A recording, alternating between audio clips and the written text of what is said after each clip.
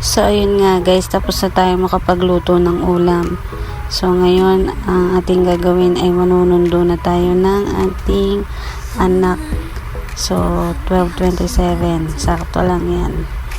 Tara, samahan nyo ako magsundo kay Akimi.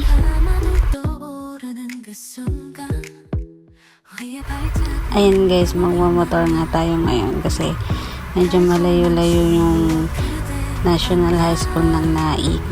So, tara, let's go!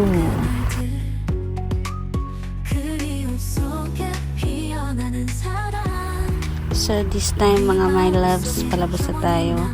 Pupunta na tayo dun sa school kung saan doon natin susunduin si Akimi. So, guys, ayan, binabaybay ko na siya. Ayan, dito lang yon. Hintayin ko na lang siya dito sa malilim. So, yun na nga guys, nagtambay muna ako dito kila ate. So, dito ako nagtatambay pagka inihintay ko si Akimi. So, sobrang daming estudyante ngayon talaga pagka-uwian. Sobra. Kaya, ito na nga siya. Ayan na. Pauwi na kami. So, yun lang. Saglit lang naman guys. So, salamat sa panonood. Follow na lang guys. Thank you much. Bye-bye.